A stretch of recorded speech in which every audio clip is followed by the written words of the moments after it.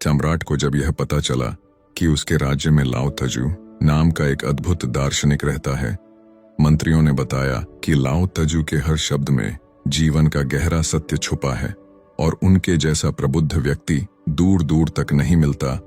यह सुनकर सम्राट के मन में जिज्ञासा पैदा हो गई। उसने मन ही मन सोचा, ऐसा व्यक्ति अवश्य ही देखने योग्य है। क्या वास्तव में वो इतना महान है जितना लोग कहते हैं? अगले ही दिन सम्राट ने लाओ तजू से मिलने का निश्चय किया और अपनी सवारी पर निकल पड़ा। लाओ तजू एक शांत से कस्बे में रहते थे। रास्ता बहुत लंबा और थकाऊ था, लेकिन सम्राट के मन में उत्सुकता का सैलाब उमड़ रहा था। बीच रास्ते में जब सम्राट ने राहगीरों से लाओ तजू के बारे में पूछा, तो हर किसी ने लाओ तजू की बुद्धिमत्ता और सादगी की प्रशंसा की। कोई कहता, उनके शब्दों में ऐसी शक्ति है जो इंसान की सोच बदल देती है, तो कोई कहता, लाओ तजू ने मुझे अपने जीवन का अर्थ समझा दिया। सम्राट हर सुनाई गई बात को मन ही मन दोहराता और सोचने लगा, लाओ तजू निश्चित ही बहुत बुद्धिमान होंगे और किताबों और शिष्यों से घिरे हुए एक बड़े महल में रहते होंगे। यात्रा के बाद जब सम्राट लाओ तजू की झोपड़ी के पास पहुंचे, तो झोपड़ी के बाहर एक साधारण सा मजदूर मिट्टी के सने हाथों से छोटी सी बगिया में पौधों की देखभाल कर रहा था। उसके कपड़े साधारण थे, नंगे पैर और चेहरे पर पसीने की बूंदें चमक रही थीं। सम्राट ने ठहर कर पूछा, अरे बागवान महोदय, लाओ तजू कहाँ हैं? मैं उनसे मिलने आया हूँ। मजदूर ने विनम्रता से सिर झुकाया और मुस्कुराते हुए कहा, श्रीमान, आप भीतर जाकर बैठिए, मैं अभी लाओ तजू को बुलाता हूँ। सम्राट झोंपड़ी के अंदर जाकर बैठ गया। वहां एक साधारण सी चटाई और कुछ मिट्टी के दिए जल रहे थे। सम्राट सोच में डूब गया कि इतने महान व्यक्ति के निवास का ऐसे हाल क्यों है। कुछ देर बाद वो मजदूर झोंपड़ी के भीतर आया। उसने सम्राट को प्रणाम किया और कहा, नमस्कार श्रीमान। सम्राट ने चौंक कर पूछा, अरे आप तो वही बागवान हैं जो बाहर काम कर रहे थे। लाओ तजू कहाँ हैं? उनको बुलाओ, मैं उनसे मिलना चाहता हूँ। मजदूर ने शांत स्वर में उत्तर दिया, माफ करें महाराज, लेकिन मैं ही वह बागवान हूँ और मैं ही लाओ तजू हूँ। मैं बगिया में अपना छोटा सा काम निपटा रहा था, इसलिए आपको इंतजार करना पड़ा। सम्राट को यह सुनकर अपार आश्चर्य हुआ। उसने एक गहरी सांस ली और कहा, आप जैसे साधारण व्यक्ति की बहुत महानता सुनी है, लेकिन अब देख भी लिया। मैं आपकी विनम्रता और सरलता से बहुत प्रभावित हूँ। लाओ तजू ने मुस्कुराते हुए कहा, महाराज, सरलता में ही तो जीवन का सत्य छुपा है। अब कृपया आप बताइए, आप किस उद्देश्य से आए हैं? सम्राट ने उत्सुकता भरे स्वर में कहा, मुझे बताया गया है कि आप जैसा असाधारण व्यक्ति पूरे राज्य में और कोई नहीं है। इसी कारण मैं आपसे मिलने चला आया। अब मैं आपसे आत्मज्ञान के विषय में कुछ उपदेश चाहता हूँ, लेकिन मुझे क्षमा करें, मैं देख रहा हूँ कि आपके पास न कोई ग्रंथ है, न कोई दिव्य सिद्धि का प्रमाण, न ही कोई ऐसी कला जो आपकी महानता को दर्शाए।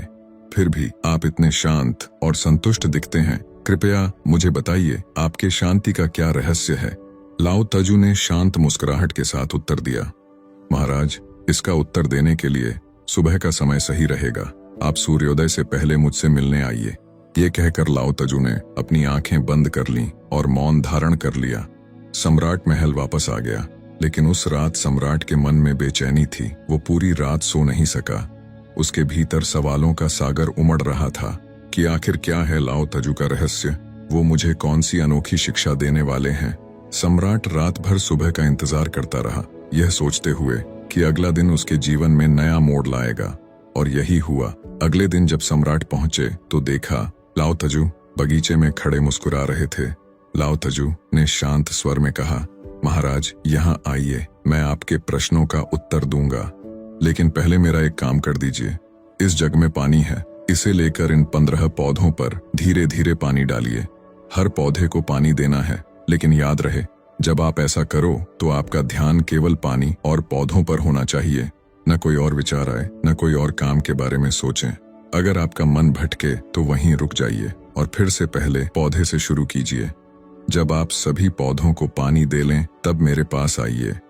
सम्राट ने ऐसा कार्य पहले कभी नहीं किया था, लेकिन लाओ तजू ने कहा, इसलिए उन्होंने बिना सवाल किए पानी का जग हाथ में लिया और सावधानी से पहले पौधे में पानी डालना शुरू किया।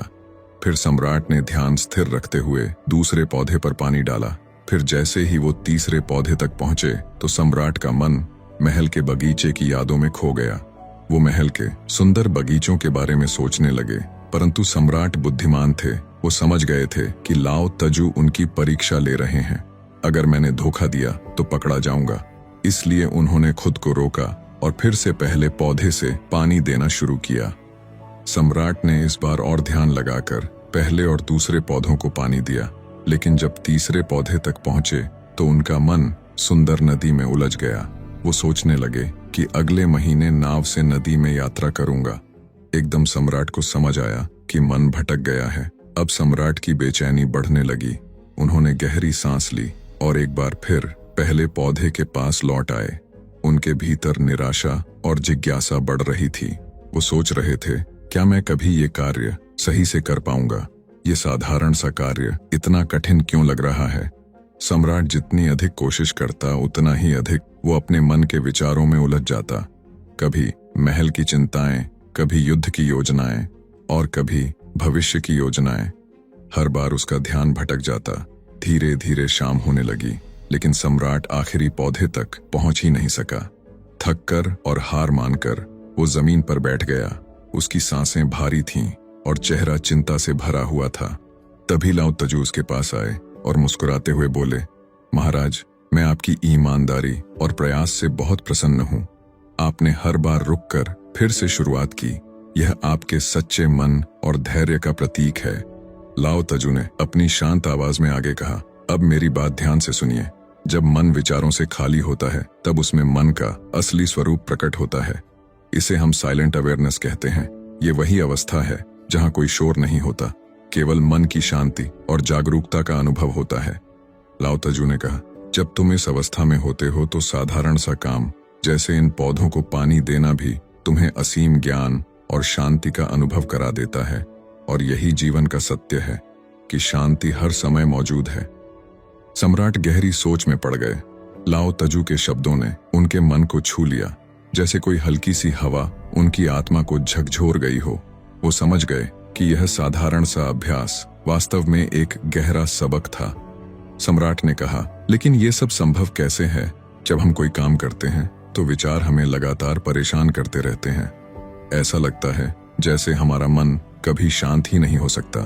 लाओ तजू ने मुस्कुराते हुए जवाब दिया, राजा, तुम पौधों को पानी नहीं डाल रहे थे। तुम बस यह काम जल्दी खत्म करना चाहते थे ताकि मुझसे बातें कर सको। यही तुम्हारी परेशानी की जड़ है। जब तुम्हें काम खत्म करने की जल्दी हो तो वो काम बोझ लगने लगता है और तुम इस पल में ठहर नहीं पाते। लाओ तजू ने गंभीर स्वर में कहा, अगर तुम इस पल की अहमियत समझते और केवल पौधे और पानी पर ध्यान केंद्रित करते तो कोई विचार तुम्हें परेशान नहीं करता। सम्राट ने सिर हिलाते हुए कहा, मैं समझ रहा हूं कि इस पल में रहना जरूरी है, लेकिन यह बहुत कठिन है। क्या मुझे इसके लिए अकेले रहकर तपस्या करनी पड़ेगी? लाओ तजू ने धीरे से कहा, शांत मन तो पहले से ही तुम्हारे भीतर मौजूद है। इसके लिए जंगल जाने की कोई जरूरत नहीं। सबसे पहले अपनी सांसों पर ध्यान देना सीखो। जब तुम अपनी सांसों को महसूस करते हो तो तुम्हें समझ आता है कि मन की शांति तुम्हारी हर सांस के साथ बनी हुई है। लाओ तजू ने आगे कहा, इसके बाद जब तुम काम करते हो तो सांसों पर ध्यान बनाए रखो। तुम बोलते, चलते, सोचते हुए भी अपनी सांसों को महसूस करो। जैसे ही तुम ऐसा करना शुरू करते हो, बिखरा हुआ मन सिमटने लगता है और धीरे धीरे एकाग्र हो जाता है। जब एकाग्र मन से कोई काम किया जाता है तो उस समय मन में केवल वही काम प्रतिबिंबित होता है और कोई अन्य विचार पैदा नहीं होते। इसी अवस्था में कर्ता और कर्म एक हो जाते हैं। यही वो क्षण है जब तुम्हारे भीतर पहले से मौजूद साइलेंट अवेयरनेस प्रकट हो जाती है। लाओ तजू ने मुस्कुराते हुए कहा, तुम इसे आत्मज्ञान, आनंद या प्रेजेंट मोमेंट जो भी नाम देना चाहो दे सकते हो, लेकिन याद रखो ये सब आसानी से प्राप्त किया जा सकता है। बस अपने भीतर झांको और अपनी सांसों से जुड़ो। लाओ तजू कहते हैं, जो मन मुश्किलों से नहीं डरता, जो परेशानियों से भागता नहीं बल्कि वर्तमान पल में मौजूद रहता है, वो हर मुश्किल को पार कर जाता है। इसलिए कभी काम को बोझ मत समझो। जब हम काम को बोझ समझते हैं तो हम मन ही मन सोचते हैं ये काम जल्दी खत्म हो जाए, लेकिन इस तरह के विचारों से मन अशांत हो जाता है। हमारा ध्यान पूरी तरह से उस काम पर नहीं होता है। हम उस काम में होते हुए भी कहीं और खोए रहते हैं। इस तरह हमारा ध्यान बंट जाता है और हम काम को पूरी लगन से नहीं कर पाते। इसलिए काम शुरू करने से पहले कुछ पल शांत बैठकर अपनी सांसों पर ध्यान केंद्रित करो। अपनी सांसों को आते जाते महसूस करो। जब तुम अपनी सांसों पर ध्यान केंद्रित करते हो तो तुम्हारा मन शांत होता है और तुम वर्तमान पल में होते हो और अपने काम को पूरी लगन से डूब कर पाते हो। दोस्तों, अगर इस कहानी ने आपकी किसी भी उलझन को सुलझाया है तो हमें कमेंट्स में जरूर बताओ और वीडियो को लाइक करके एक ऐसे दोस्त को शेयर करो जिसके जीवन में ये वीडियो काम आए।